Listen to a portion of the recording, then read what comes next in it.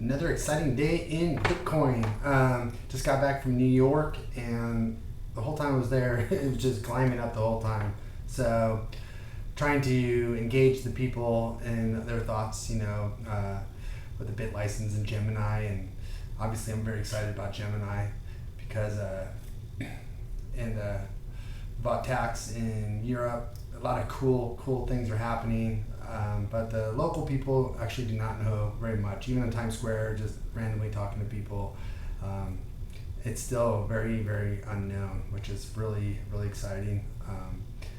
But as you know, in the U.S., it's Bitcoins are very, very, very difficult to get. And I remember when I first talked to Circle and I was chatting with them saying, I'd like to get 100 Bitcoins, and they just said basically nope, no can do.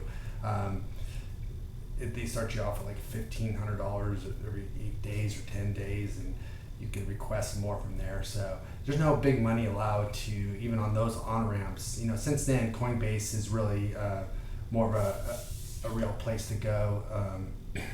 They will up your limit, but if you wanted like $1 million in Bitcoin and you wanted to use Circle, it would take you over a year. It would take a long time. But with Gemini, now you can.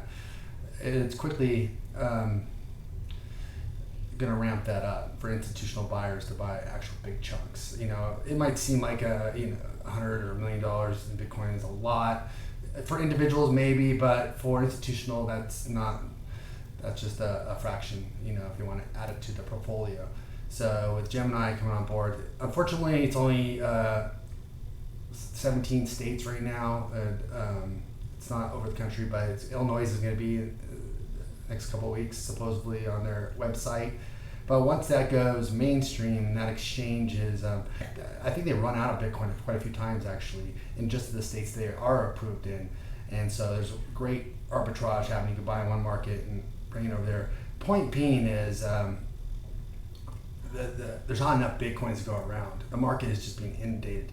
And I need to warn you, it's always risky and not very smart to try to pick tops and bottoms.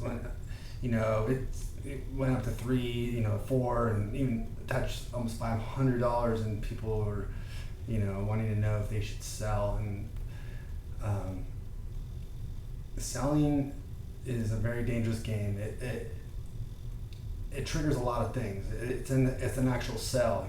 As Buffett says, buy and hold is the most perfect. You could skip all the taxes and stuff that get triggered every time you buy and sell. And plus, when are you going to sell? Say it today.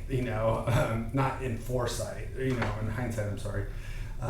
350, 375. Oops, you want to miss the 400. You want to miss the 450, the 490. I'd at least just tuck it away. I want to see a couple more zeros on there. 500 might seem like a lot, but it's really not. There's only going to be 21 million ever. That's just not enough to go around. So, and that's if everybody just had one, and we know that's not the case. So, ups and downs. It's just getting started, and you do whatever you want. I would just put it in a. That's another question too. Is what are good wallets? And let me tell you right now. Another problem with Circle and Coinbase, not so much is that they'll make you convert it to dollars. I mean, they'll give you dollars all day long. They have to comply with suspicious activity.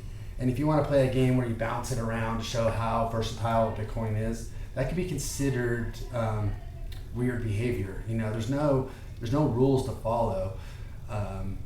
They just have to file it. And once they close your account, that's it. They just write you a check. I mean, they have no problem giving you green cash all day long. They just won't give you Bitcoin. Can't get Bitcoin. You know what I'm saying? Can't transfer. If you might catch it on time, if you're like watching it, maybe they'll give you a chance to transfer it. But most of the time, no. You have to cash out. They don't mind giving you green cash. They do not want to give out Bitcoin. They want the actual Bitcoin, the real deal.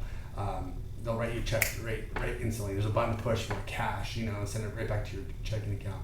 So it's a good on-ramp, but anything that's tied to a checking account or something like that, you have that you have that worry that they could close your account, and now you have to spend another year acquiring, because you can't just buy it back. You have to do that whole thing, weekly buys, little tiny amounts, So there's some really cool wallet apps. One that's really fun to use. I can't attest to how secure it is out of San Francisco, but if you never, Snapcard is a real cool wallet, especially if you like Litecoin and Dogecoin and all the other stuff. It is so user friendly and nice. But once again, you could attach that to a bank account. So once you do that, then you run the gambit, But the blockchain wallet for beginners with two-factor on there, you don't hear a lot of problems with two-factor. Basically, that's when you say, hey, before anything moves in my wallet, I want a text message, or I want a Google Authenticator, and so that kind of locks it in there pretty good. I don't know too many people that actually, use the cold offline storage, but Airbitz is good too.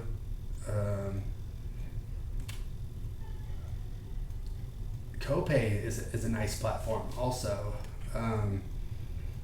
but blockchain seems to be all around. They're coming out with an even more impressive wallet next week, and should be even all the more secure. Green Address is good. It does have some glitches here and there when you're trying to go from iOS to your web-based. But anyways, I won't get too off track on that. Just a lot of questions on wallets. Circle and Coinbase are great for on-ramps. And let's say you want to keep it in Circle and Coinbase. Don't make a lot of transactions. Sending it, to dad and he send it back to show how easy it is, because you don't want anything to trigger any silliness, because they'll just close your account, because they're more than happy to grab the Bitcoin, and they'll just give you cash. The thing is to get large amounts of Bitcoin. The big players can't get a hold of big chunks. On the just the other day on the sheet, there was on the level 2 screen where you can see all the buys and the asks. There's a guy just, I want 2,000 Bitcoin, and it just sat there. It's just too big of an order, especially in this climate. Not a lot of people want to give up their Bitcoin, especially 2,000 of them. But that's where Gemini and right now, there's all in the news is the final auction for the Silk Road. I don't know why it's getting so much attention. This is the final auction for those.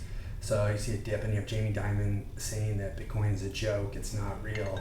But that's kind of hard to say at the exact same time that you could actually sell Bitcoin for more than $1.